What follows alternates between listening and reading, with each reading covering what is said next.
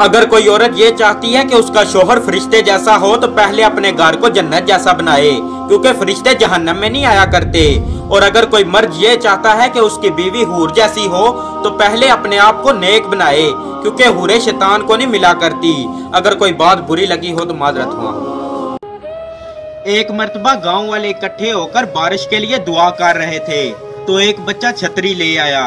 ये है ईमान। बच्चे खिलाते हुए हवा में उछालते हैं तो बच्चा मुस्कुराता है, क्योंकि उसे पता होता है कि उछालने वाला गिरने नहीं देगा। ये है यकीन। हमें पता नहीं होता कि हम सुबह जिंदा उठेंगे भी कि नहीं, लेकिन फिर भी रात को सोते हुए अलार्म लगा कर सोते हैं। ये है उम्मीद।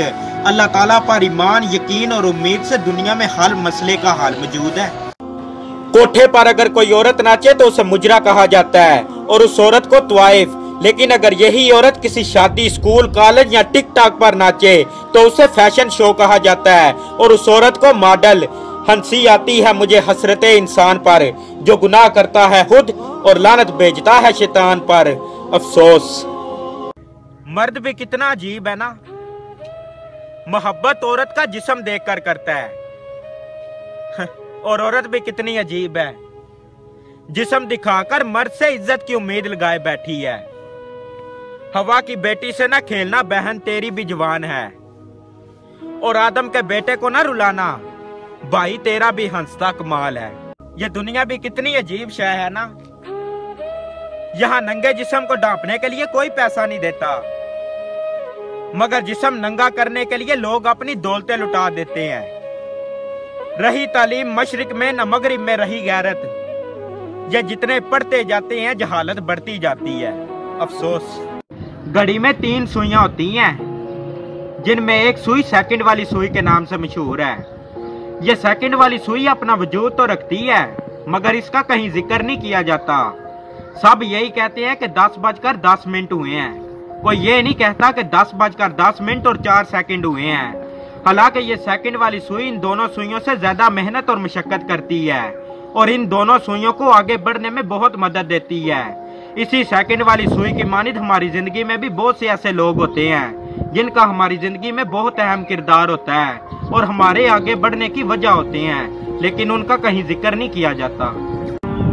आदमी को जब अल्लाह से लेना होता है ना तो लाखों करोड़ों की चाहत रखता है, मगर जब अल्लाह की राह में देना होता है ना तो जेब से सिक्के तलाश करने लग जाता है। करो सोने के 100 टुकड़े, कीमत कम नहीं होती।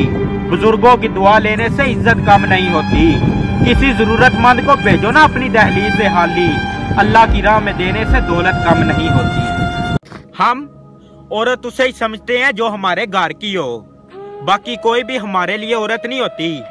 बस एक गोश्त की दुकान होती है और हम उस गोश्त की दुकान के बाहर खड़े उन भूखे कुत्तों की तरह होते हैं जिनकी हवस भरी नजर सिर्फ उस गोश्त पर टिकी हुई होती है। मैं लड़कियों से बस ये कहना चाहूंगा कि अगर गोश्त नंगा हो तो कुत्ते उस पर झपटेंगे ही। प्लीज अपने जिस्म की हिफाजत करो। तुम औरत की कुर्बानी की बात करते हो, वो अपने माँ बाप को छोड़कर तुम्हारे घर आती है।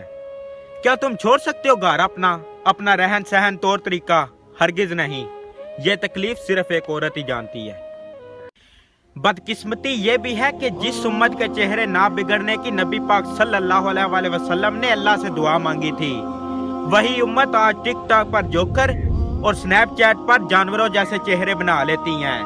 पहले जो अमीर लोग दूसरों की लड़कियां नचवाते थे पैसे या अपनी ताकत के बलबूते पर, आज उनकी अपनी बेटियां अपने बाप दादा का कर्ज उतारने के लिए टिकटॉक पर बिल्कुल फ्री नाच रही हैं।